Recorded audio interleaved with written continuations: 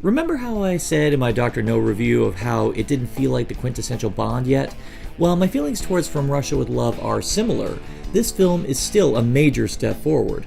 The danger is present in practically every scene, the intrigue is palpable, and there are moments in this film where Bond really seems desperate, especially in the helicopter attack scene and the boat chase.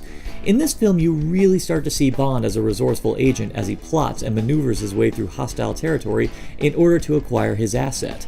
Now, for enthusiasts of the books, Bond has had many run-ins with the Russian organization SMERSH, a group organized by the Russians whose sole purpose was to hunt down and exterminate enemy spies.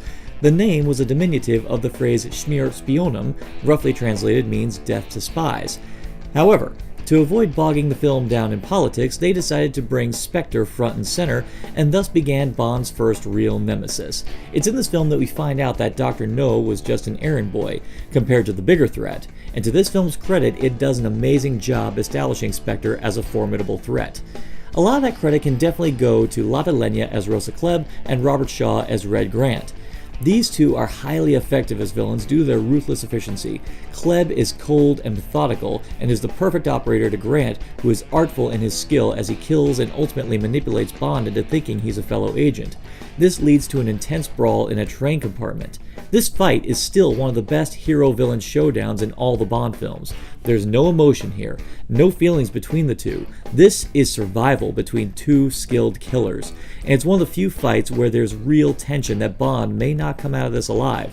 I can only imagine how filmgoers back then were reacting to the scene when there was still an uncertainty of Bond's future. This scene must have had them gnawing their fingers off. But, like I said, though this film is a step forward in refining the franchise, there's still some issues. Firstly, the pacing is severely uneven. The film shows incredible promise with an excellent setup, but the second Bond arrives in Istanbul, then the movie just stops dead for a series of characters and subplots that just distract from the primary story, and then just stop. There's a whole battle scene early on where, if you're not paying attention, it's just jarring in its final shift, and not only does it leave you wondering where it's going, you're wondering how the hell we got here. And if you thought I was being harsh on Honey Rider before in the Dr. No review, let me ask you this. Who the hell actually has anything pleasant to remember about Tatiana? This character is a tool, and I'm not just plucking that word out of thin air. This woman is pretty much everyone's puppet. Spectre is using her to lure Bond. Bond is using her to get the Lecter. It's just insulting. She has no character and no identity. The only thing I can give her is that, unlike Honey Rider, at least she contributes something to the plot. She even kills Klebb when the moment counts, but seeing as it's Bond versus a little old lady with a poison-laced knife in her shoe, I'd say Bond could probably manage. She even convinced herself that she's in love with Bond.